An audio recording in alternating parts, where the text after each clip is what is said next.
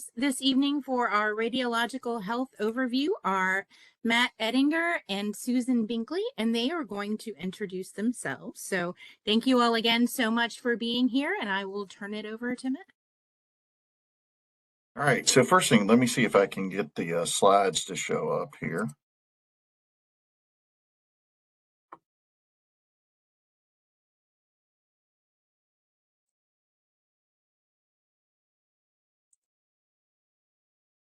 Okay, so can everyone see my slides? Yes, sure can. So my name is Matt Ettinger. I'm the Director of Environmental Monitoring and Emergency Preparedness for the Office of Radiological Health. I've been with the Office of Radiological Health since 2015 in my current position. And before joining VDH, I held a number of positions within the state government. I was a scientist at our Division of Consolidated Labs on the Bioterrorism Group. I worked briefly for the Virginia Cooperative Extension in a microbiology lab, running a microbiology lab. And then before joining the Department of Health, I was the foodborne outbreak coordinator for the state out of the Virginia Department of Agriculture and Consumer Services. So quite a varied background. What we're going to try to do, and do you want to go ahead and do Susan's intro now? Sure, it's up to y'all. All right, I'll let Susan do it. We'll get it out of the way. So good evening, everyone. I'm Susan Binkley, and I work with Matt. I'm a radiation safety specialist, and I've been with Office of Radiological Health now for a little over 5 years. Prior to that, I was a radiological planner and exercise coordinator for the Virginia Department of Emergency Management, and I held that position for 20 years. So this is all I've ever done is radiological emergency preparedness. So glad to be here tonight. Thank you. All right, so what we're doing tonight, it's a slightly modified presentation, or varied, slightly modified version of a presentation that we did for the local emergency coordinators in our local health districts, kind of describing some basic radiation 101, things that they might need to know during an incident, and then going into the specifics about power plant, nuclear power plant incident response, as that's our biggest thing that we prepare for. But what I did is I modified this one a little bit. I took out a little bit of the basic radiation and we added in a couple of examples of non-nuclear power plant incidents that have happened more recently that the Office of Radiological Health was involved in that were a little bit what I thought were interesting. So I thought that you might find those interesting as well. So we'll jump right into the presentation. So I wanted to start off with a little description of what the Office of Radiological Health is and what we do. So the Office of Radiological Health is actually comprised of 3 divisions. There's the X-ray division, which kind of self-explanatory what they do. They register and inspect X-ray producing devices. They also license or manage private inspectors who do X-ray inspections within the state. They also follow up on complaints, and they also do follow up on complaints that are brought in, not complaints, but issues, violations that are brought to our attention by private inspectors. And then they also manage a contract with the United States Food and Drug Administration to do inspections of mammography equipment. And they do quite a bit more. We also have a radioactive materials division. So Virginia is what's known as an agreement state. That means that we maintain a licensing and inspection program for radioactive materials that is equal to or greater than what is done by the Nuclear Regulatory Commission. Prior to becoming an agreement state, all of the licensees in the state for radioactive materials were inspected by NRC. We now do that, with the exception of the 2 nuclear power generating plants. They're still under NRC jurisdiction, and as well the fuel fabrication facilities in Lynchburg, Virginia are also still under NRC regulation. And then our third division is the division that I manage, which is environmental monitoring and emergency preparedness, which also, weirdly enough, includes our state indoor radon program. I'm not sure how that got put there, but it's an interesting one that we have. So we do, what my division does that a lot of folks don't know is we do environmental monitoring around the two commercial nuclear power generating facilities in the state. So each week we go out and we collect air and water samples, and we analyze those for fission products that might have been released to the environment. Good news for everybody, we never find anything, which is what you want in a program like that. We also collected a much lower frequency fish, shellfish, soil, vegetation, and just general environmental radiation monitors. And we do the same basic testing on those. Then, as I pointed out, we also have the radon, state indoor radon program. So through that, we provide information and education about radon and the dangers of radon gas to the public. For any of you, just public service message. If you have not tested your home for radon, that's a good idea to do that. And if you wait until October-ish, we put a website up through the Virginia Department of Health website. If you go to radon, you can actually get a link to an outside website where you can purchase radon test kits for just a couple of dollars. We used to give them away for free, and the return rate on those was about 30%. So people would buy them and wouldn't use them. When we added a $2 shipping fee to it, suddenly the return rate jumped up to like 75%. So apparently $2 or $3 is the big difference maker in people using the kits or not. The side of my division that we're really going to be dealing with today is emergency preparedness. So what we do is we prepare for and get ready to respond to radiation incidents and emergencies. And as I said, the predominant part of that is getting ready for a commercial nuclear power plant incident. As a matter of fact, this week we just went through a dress rehearsal for a evaluated exercise for Surrey nuclear power plant that is coming up next month. But we also do a lot of other preparations. So, for example, we do trainings fairly regularly with the Federal Bureau of Investigation, where they set up examples or mock dirty bombs. We provide radiological sources for those, and then they train bomb squads on how to respond to those types of devices and to render them safe. We also do training with a lot of the hazmat teams, etc., on issues like damaged nuclear materials, transportation accidents, and a whole host of other things. Part of what we do around the nuclear power plants is we recommend protective measures. Susan is really, I think, going to get into that a little bit more. But a big part of what the state does during a nuclear power plant incident is look at how do we protect members of the public from unnecessary exposure to ionizing radiation. As a matter of fact, that's the mission statement of our office as a whole, is protecting the public from unnecessary exposure to ionizing radiation. And as I said, we do a lot of training of first responders. So a little bit of radiation 101. I'm not going to stick on this very long. The 4 types of ionizing radiation that we deal with primarily in our office are alpha, beta, gamma, and neutron. So just real quickly, alpha particles are fairly large. So it's like a helium nucleus. It's basically 2 protons and 2 neutrons. Alpha particles don't travel very far in air. So they don't travel very far from their source, and they are easily shielded by pretty much anything. So a sheet of paper will stop alpha particles. The dead skin layer on the outside of your body will stop alpha particles. So exposure to alpha radiation isn't really an external hazard. We worry about that more when you internalize it, either through ingestion or primarily through inhalation. Radon gas, which I mentioned before, which is part of my division, when you breathe in the radon gas, it quickly decays into some daughter products that actually give off alpha radiation, and that is what can damage the cells in your lungs and eventually potentially lead to lung cancer. Beta particles, a little bit smaller, actually a lot smaller than alpha particles. They travel a little bit further in air.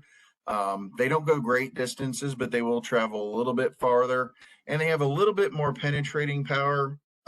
So they'll go through a basic thin layer of clothing that will go through the skin, but they can be stopped by, thicker clothing or less than an inch of a substance, something like plastic or stuff like that. So like the turnout gear that firefighters wear will stop beta particles. So again, primarily more of an internal hazard than an external, but there is a bit of an external worry. Gamma rays is what everybody I think knows, because everyone knows the Incredible Hulk, right? And we all know that gamma rays are what made the Hulk. So gamma rays will travel long distances. They will penetrate great amounts of shielding material depending on the source strength of the material producing the gamma rays. So it can be inches to feet of concrete, lead, or other materials that they'll actually go through. We have a small training source that lives within a 60-pound lead sphere. And even inside of that much lead shielding, you can still get detection of the radiation coming off of that source when it's inside of that storage peg. So that tells you just that small amount, that small activity in that training source will actually come through that much lead. And then the final type is neutrons. It is what it sounds like. It's a neutron that is emitted from the nucleus of an atom. Neutrons will travel long distances. They travel at very high rates of speed. And you need large amounts of things that contain a lot of water to stop them. So water is a great one. Actually, the human body's pretty good at stopping neutrons because we're a lot of water. Concrete, even lead and stuff will help slow those down, but they do penetrate a lot. What's unique about neutrons is they are the one type of ionizing radiation that can actually impart radioactivity onto other atoms or other cells. So moving on from that, this is a really busy slide, but what I wanted to use it to show is how complex the world of radiation can be. So this is a decay chain. It's a graph or a picture showing the decay chain for uranium-238. So up in the upper right-hand corner, you can see uranium-238 as our starting point. And you can see that the half-life, or the amount of time it takes for half of the activity associated with an atom of uranium-238 to decay off, is 4.5 times 10 to the 9 years. So that's how long it's going to take that to decay through one half-life. And when it does decay, it's going to decay through the emission of an alpha particle. And you'll see here there's a note on the slide that says only main decays are shown. So they don't do anything here about gamma emission. And then that goes into thorium. And thorium has a 24.1 day half-life. And then you just go through the chain. And what I want to point out here is how varied the half-lives of these elements are, how many there are to break it down to a final stable state at the lower left-hand corner, which is lead. So it finally becomes into a stable state. And also the fact that you take a uranium-238, which is an ore, and it passes through lots of different materials or elements, some of which are different states of matter. So for example, radon is a gas. So you went from an ore through the breakdown chain to a gas, then back to solid state materials. So the breakdown of these radioactive materials or elements is very complex. So I just wanted to point that out. So some terminology that we really push when we talk about radiological incident response, because these things get confused a lot, are dose and dose rate. Describe these a little bit, but if you have questions about it, we can go through those later. So dose rate is the amount of radiation that you're being exposed to or absorbing per unit of time. And we report those in units like microrem, which is a UR per hour, millirem, which is MR per hour, and then rem per hour, R per hour. So that's what shows up on the meters when we're out in the field. Those are the types of readings that our field teams are going to be calling back to incident command, letting them know what kind of radiation field is out there.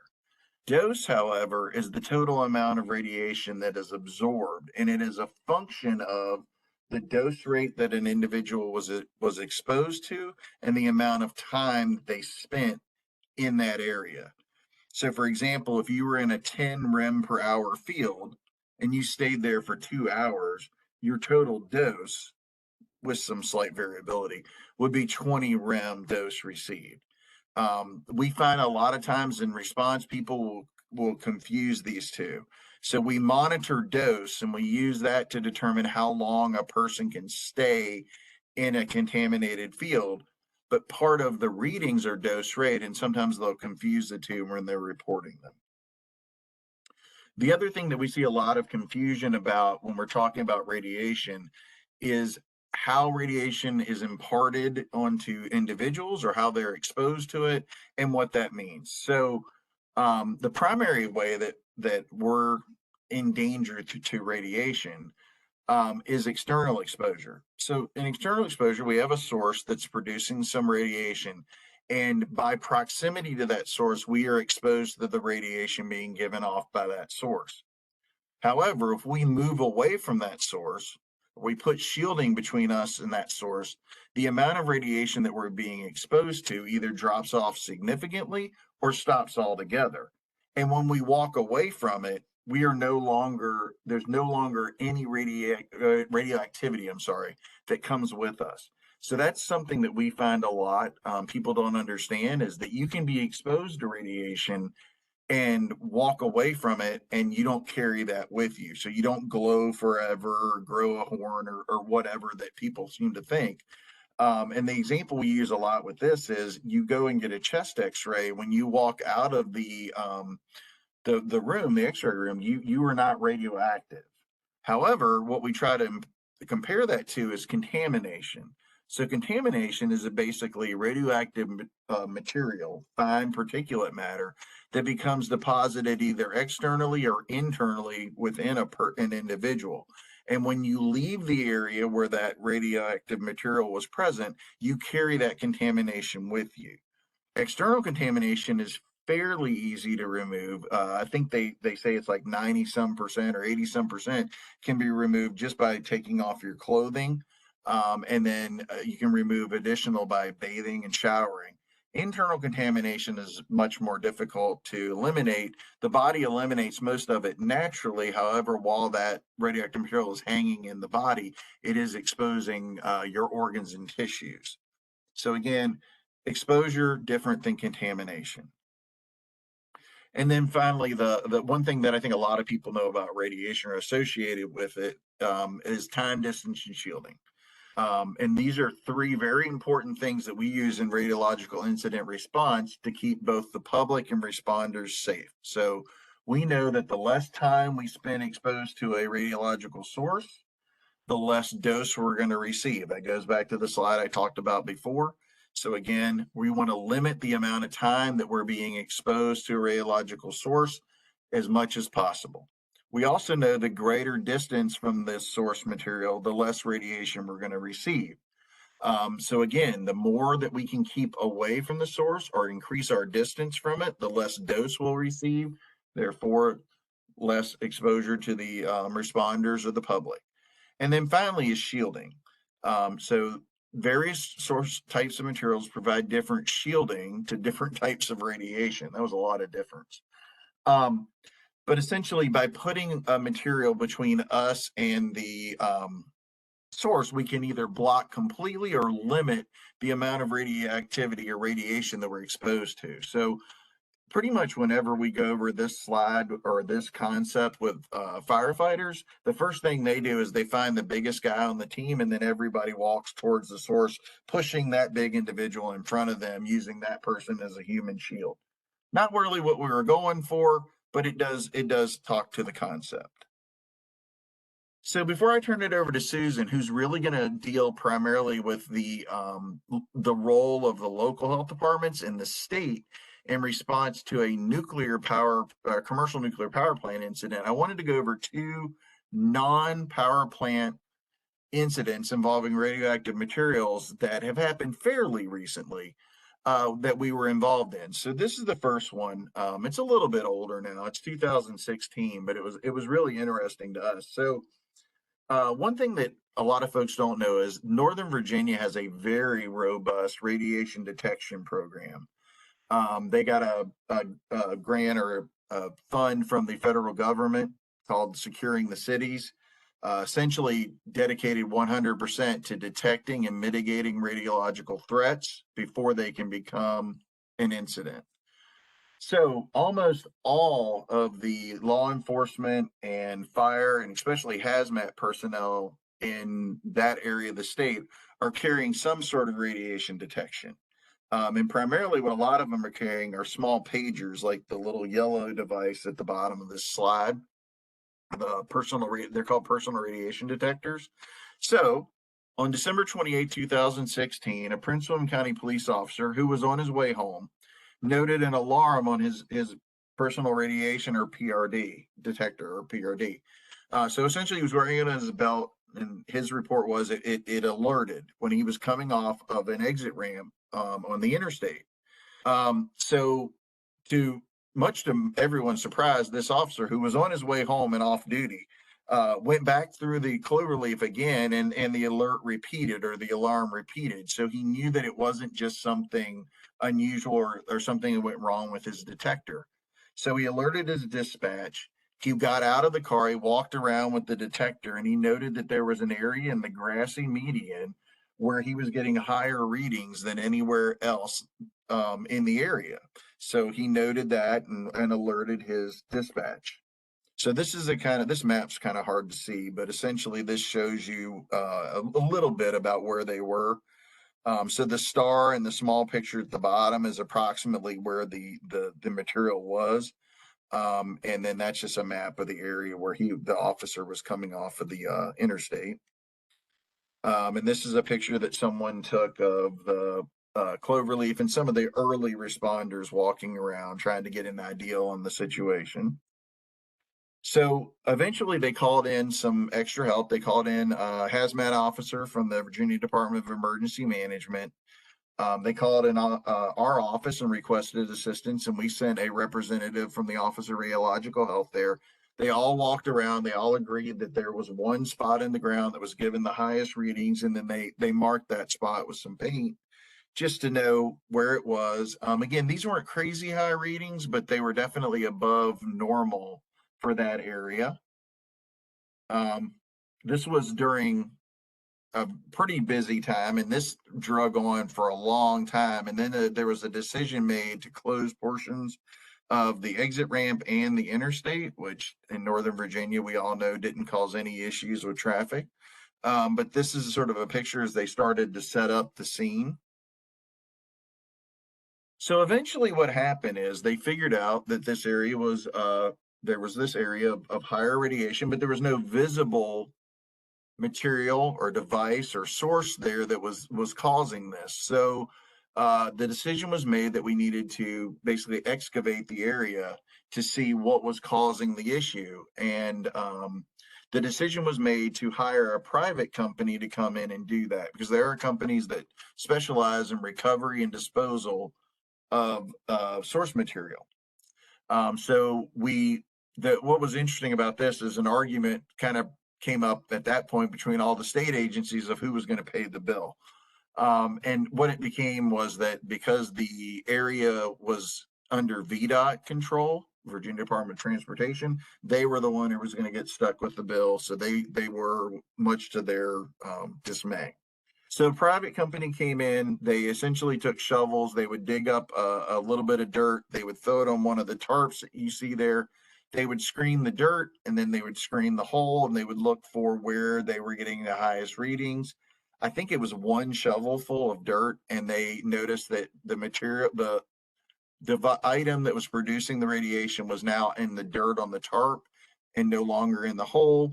They did a little bit of digging through the dirt, and they ended up finding the item that was producing the radioactive readings.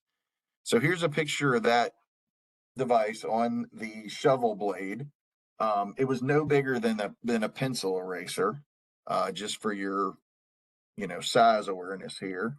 And there's a little bit of a blown up picture of the what they dug out of the ground.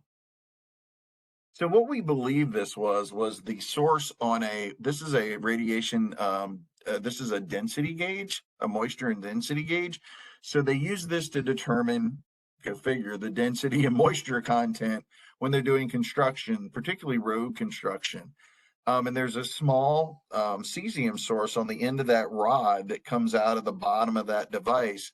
And what everyone believed at the time was that that had actually broken off during use and been left behind. So through a little bit of investigation, we found out that the last time that road had significant construction was done prior to when Virginia took over licensing of radioactive materials. So the NRC actually went back. They were able to recover that small little source device that I showed in the picture. They were actually get markings off of it and were able to determine what company it belonged to. They determined that the company was aware that the source had come off, but they never reported it.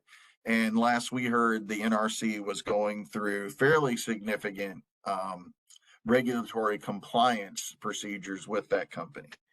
Another interesting sidebar to this was prior to that source getting detected, the United States Environmental Protection Agency was actually doing just a test flyover with an aircraft that they have that'll detect radiation on the ground. And they actually got a hit in that area when they were doing their flyover. But when they went back and looked at the data, they didn't let anyone know because they actually thought that it was one of these devices in use that they were picking up. So we didn't find that out till later.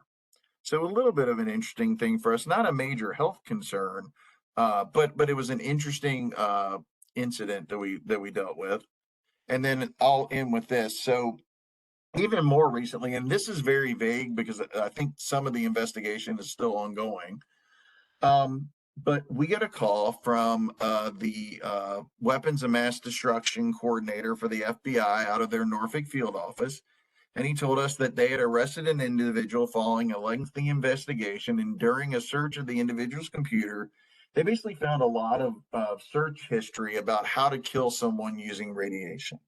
And in that same individual's home, they found a large stash, of dismantled smoke detectors. For anyone who doesn't know, some models of smoke detectors contain a small amount of radioactivity in the form of an americium source. And essentially what happens is the americium source is emitting alpha particles and they are hitting a detector. And when there's smoke and particulate matter in the air from a fire, that will actually stop those alpha particles from hitting the detector. And then it causes the alarm to go off. So there is a small amount of radioactive material in a smoke detector. And there were, according to what we heard, thousands of dismantled smoke detectors in this individual's home. The individual, by the way, was not arrested on this. He was actually arrested for having made some threats, for having bomb-making materials, for having search history on how to build bombs, and other evidence of planning out some sort of attack. What they found out through their investigation was that a relative of the individual had actually died unexpectedly about a year prior to the arrest, following a very lengthy illness with very bizarre symptoms.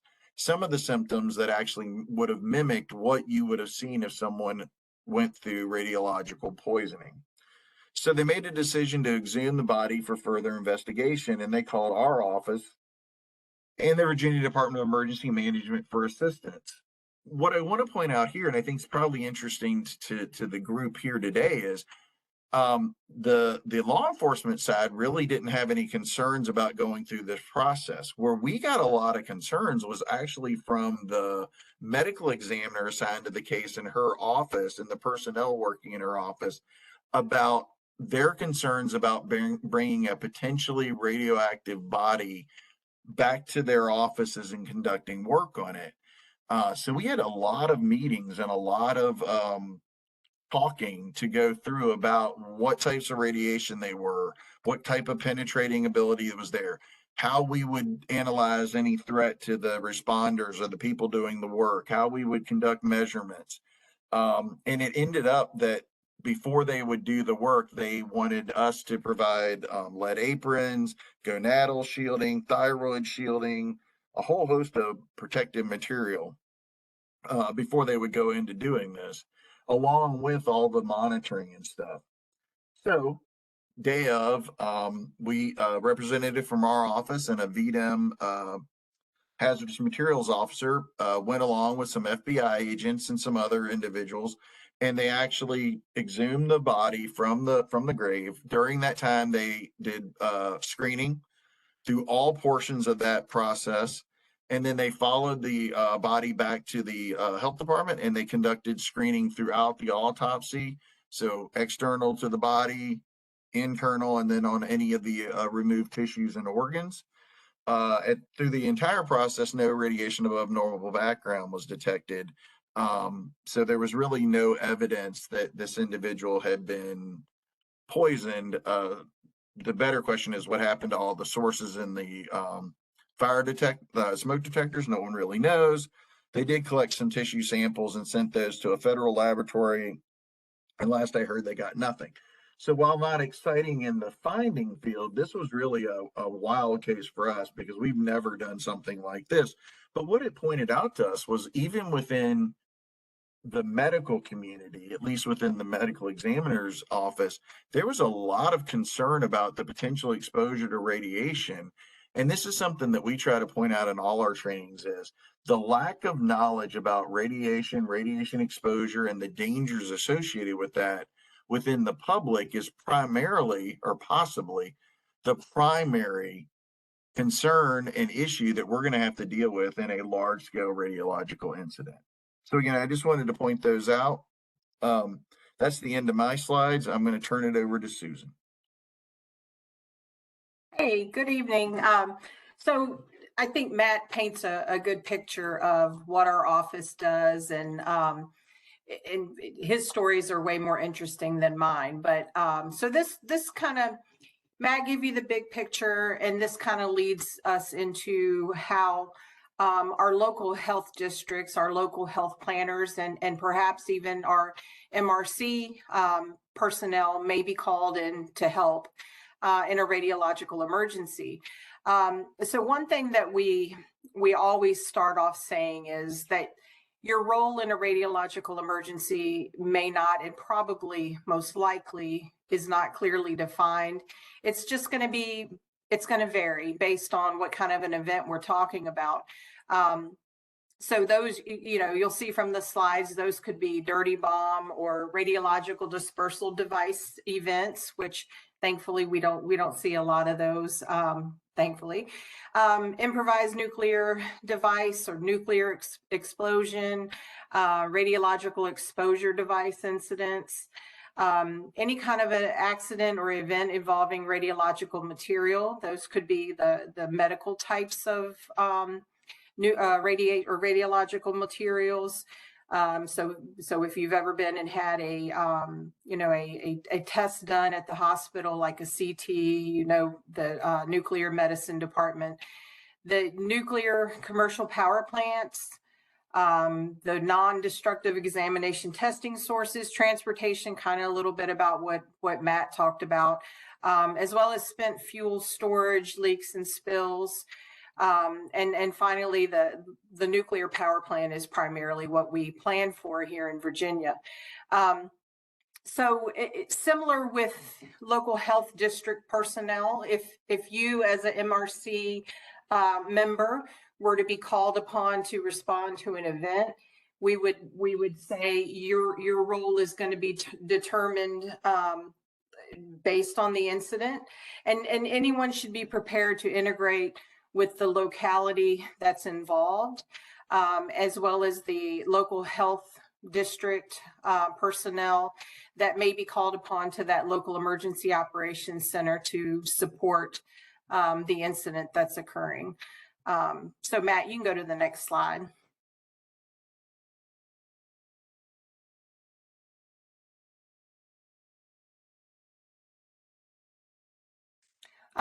So like Matt and I've been talking about, primarily our emergency preparedness revolves around the 2 nuclear power plants in Virginia, North Anna and Surrey.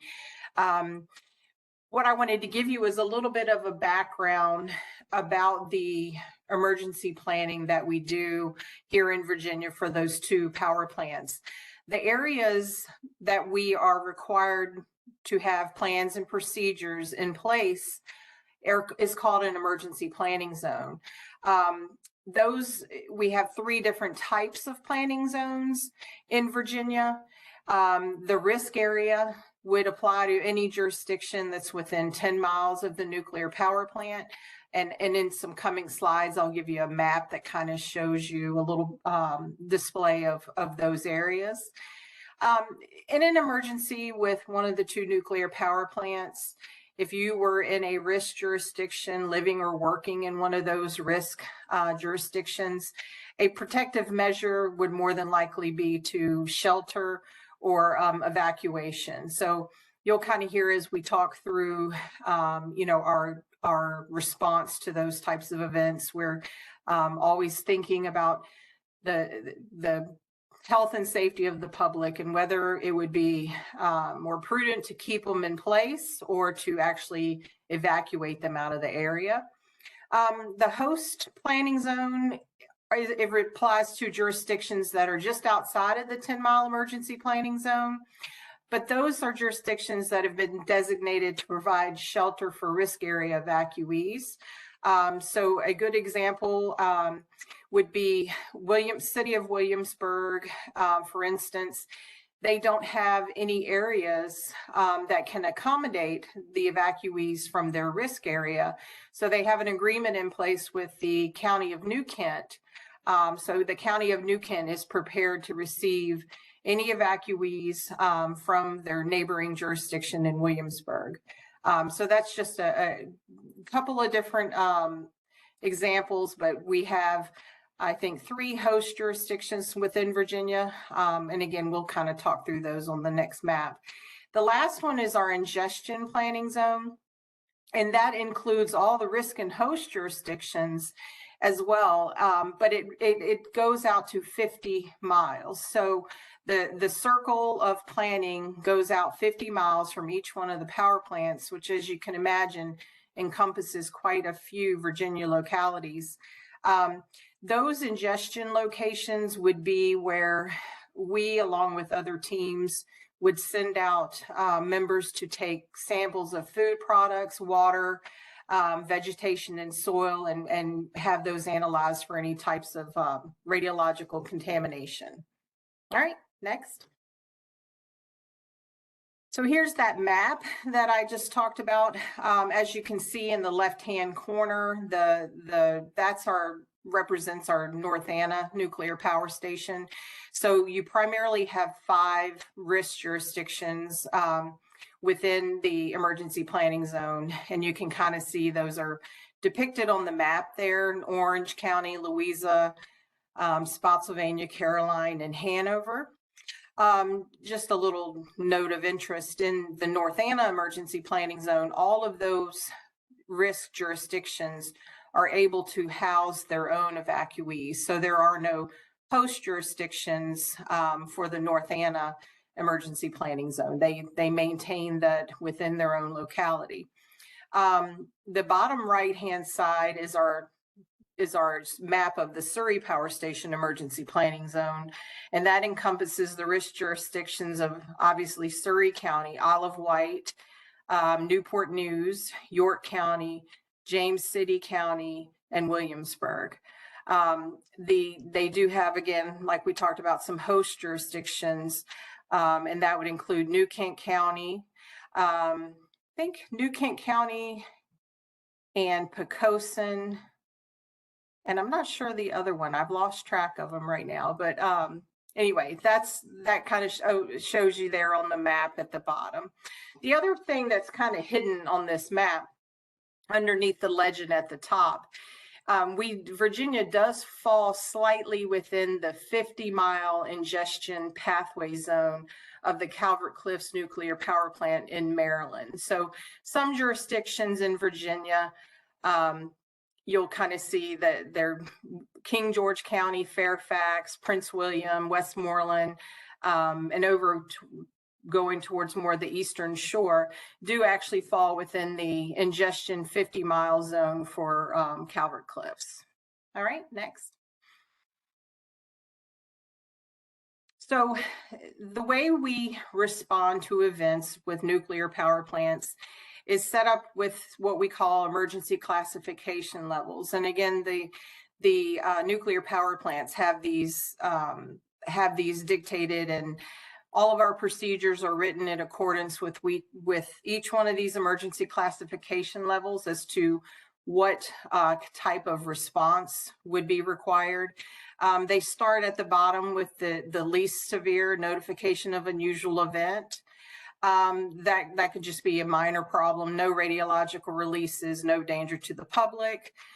So again, that would not require any response from the state level. Normally, it would just be a notification to, in VDH would be a notification to our office director and to Matt as well.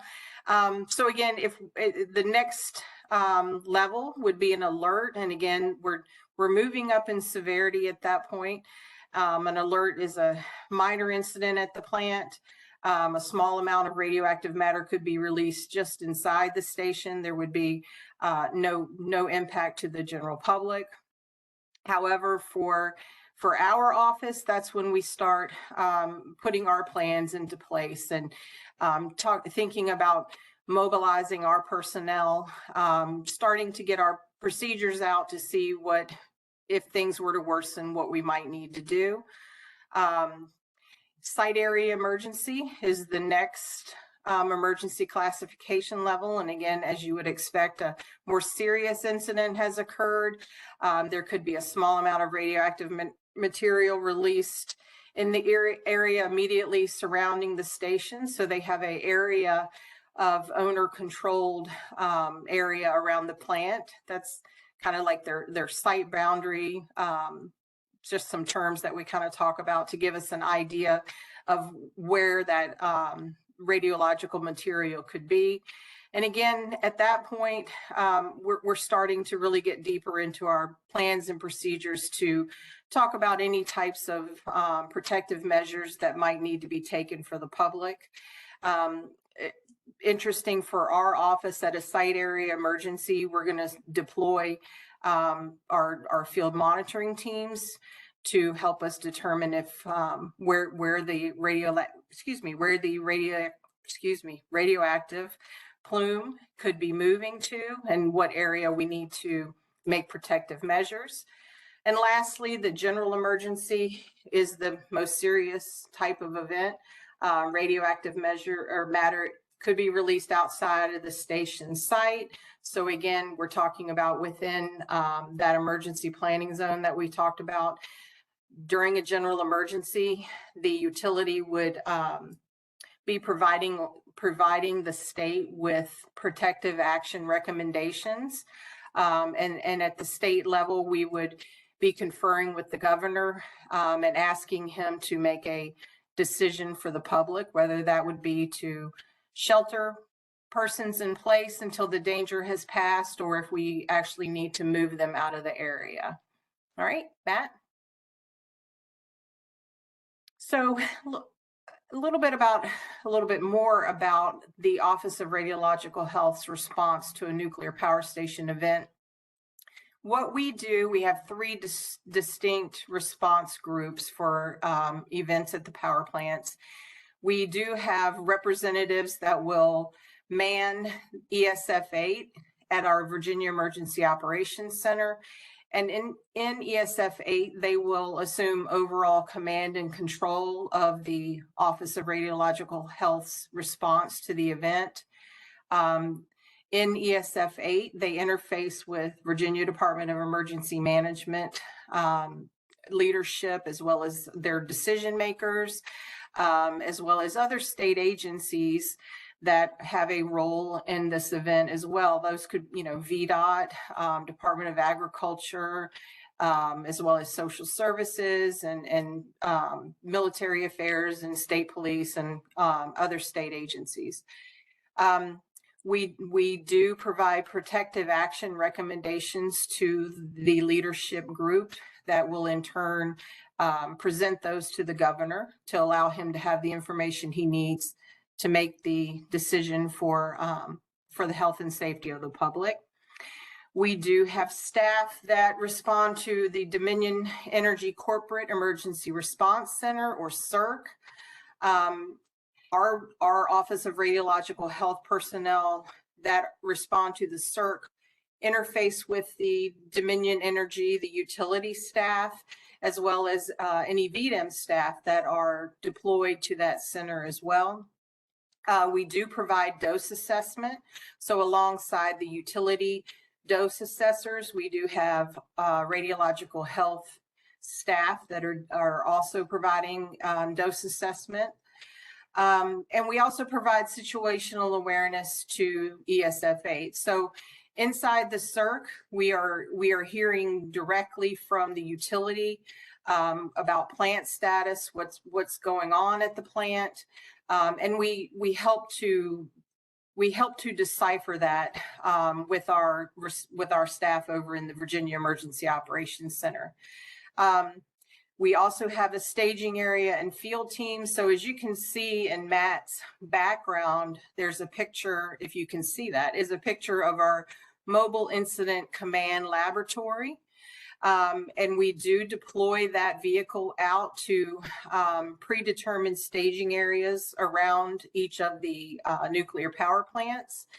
And that vehicle is able to analyze any samples that are brought back into the field. So if our teams go out and take air samples, they can return the samples to the mobile lab, which saves time. So we're able to better get an idea of what is in the environment. We use the lab also to keep our equipment. So all of our survey meters, as well as our dosimetry, is kept in our mobile lab. And so we have staff that will provide equipment and briefings to those field teams before they're actually deployed out to take field measurements. Okay. So the next couple of slides are just some pictures of the facilities that I've kind of talked about. This is a picture of the Dominion Energy Circ. As you can see, it's a robust facility.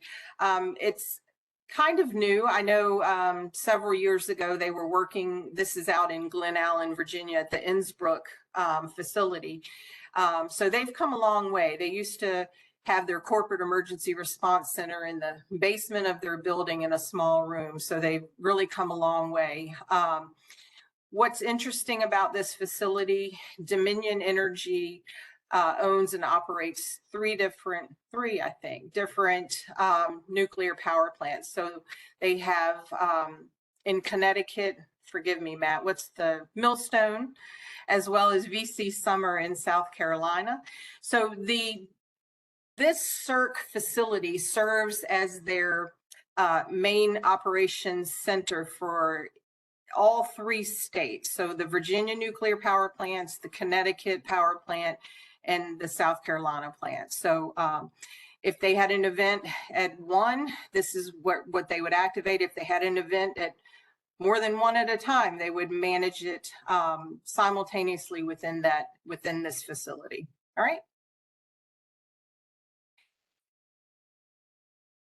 This is another picture of the Circ, but what's interesting is this is a little room right behind the other picture that was just shown. In this room is the where the dose assessment staff operate from, as well as their I'm not sure what they're actually called, but they're the staff that can monitor the plant conditions. So you'll kind of see their workstations around the room and the monitors on the wall. And so during an event or an exercise when they're there, all of those monitors have information displayed, which gives them an idea of what's going on inside the plant, as well as the meteorological conditions, which could impact, the severity of any kind of a release. In the back of the room, over in the corner, is a little spot for the Department of Health responders that go. So we have our individual that manages our field teams, works from this room here in coordination with the utility, who also deploys field teams. So they work hand in hand about where we're going to send teams to get radiological or radiation survey measurements in the field. And our dose assessor sits in this room across from the utility dose assessors, so that we can, as well as the utility, we can assess what our dose is going to be and how far out it's going. So again, we work in coordination with the utility from that facility. Okay.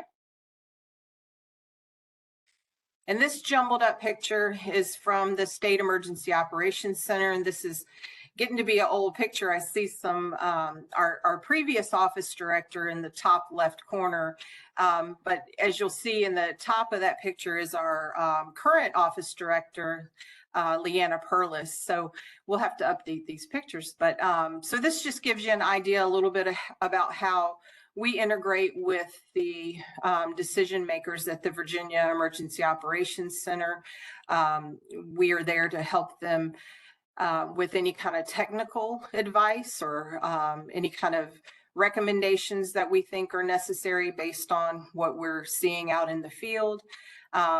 We're also there to take part in any of the media briefings that may occur to help the public understand what the state is doing in response to the event. Okay.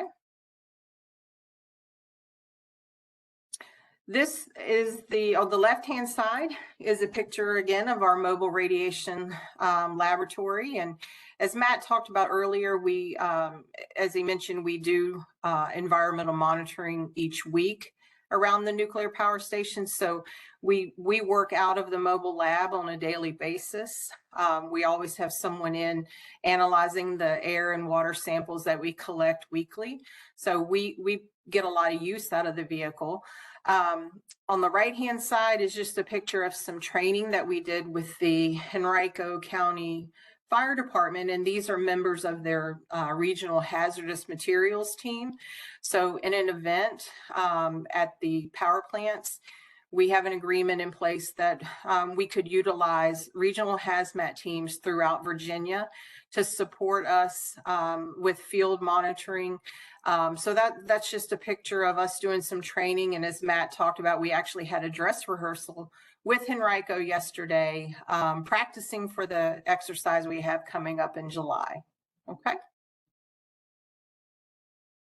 So I think this is probably one of my last slides, just to kind of reiterate the local health district's role. And again, if you are, as an MRC volunteer, if you're asked to support a radiological event, the most important thing is the same thing that we tell the local health district planners is to, you would be asked to integrate with the locality and support them with any health related needs.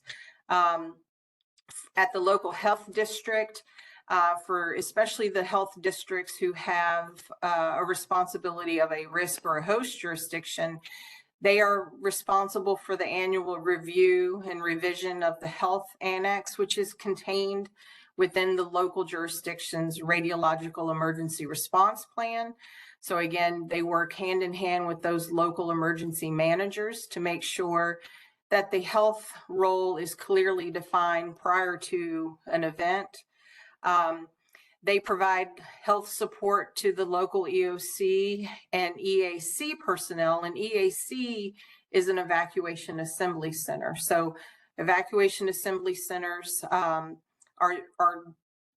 facilities that can monitor and decontaminate the general public, as well as, and we'll talk about it below here in a minute, but also is the facility in which a member of the general public would receive potassium iodide if directed by the health commissioner. So also local health districts during events would maintain communications with ESF aid at the EOC. So again, kind of working up from the local level up to the state level, making sure that at the local level, any jurisdiction needs that are health related, if they can't be fulfilled at the local level, the health district staff would be responsible for moving that up the chain to make sure that any needs are requested and gotten for the locality. Local health districts would provide staff at the evacuation assembly centers, primarily to coordinate any types of health support. And again, that's kind of hard to define, but just as in any type of a event or emergency, the health department is going to have a varying role, again, dependent on the situation. Coordinating EMS response if needed. So should we need to get, like I talked about earlier, I'm sorry, I'm getting tongue tied, but again, just making sure that any local needs that can't be fulfilled are moved up to the state level. The biggest, but primarily for nuclear power plant events, the distribution of potassium iodide Ki for emergency workers and the general public is one of our primary responsibilities at the local level. So health district personnel and maybe volunteers could be called in to assist with registration of evacuees and record keeping of anyone that receives the potassium iodide. They would be called upon to provide information about Ki, the types of, any types of allergic reaction possibilities, who should take it, who should not. And again, all of this would be dependent on whether or not it had actually been authorized by the state health commissioner. But those are some of the duties that the local health district and volunteers could assume. Lastly, I think support re-entry into affected areas, again, just dependent on what the need at the local level might be. A lot of what we also like to talk about is, local health districts and possibly MRC volunteers could be a big asset at an evacuation assembly center, just in the ability to reassure the public that they're safe, right? Because radiation is scary, it's misunderstood. And I think we all know and recognize that if we do have any kind of an event like that, the public is going to be, just extremely terrified. So knowing that you have someone with some knowledge of radiation and its impacts to the public, could be a big asset for a locality, just to help keep the public informed and calm and reassured. So anyway, I think, Matt, do I have another slide or is that it after this? So yeah, I think I'm going to turn it back over to Kate, but I really appreciate everyone joining us tonight and hope this has been helpful. So thank you.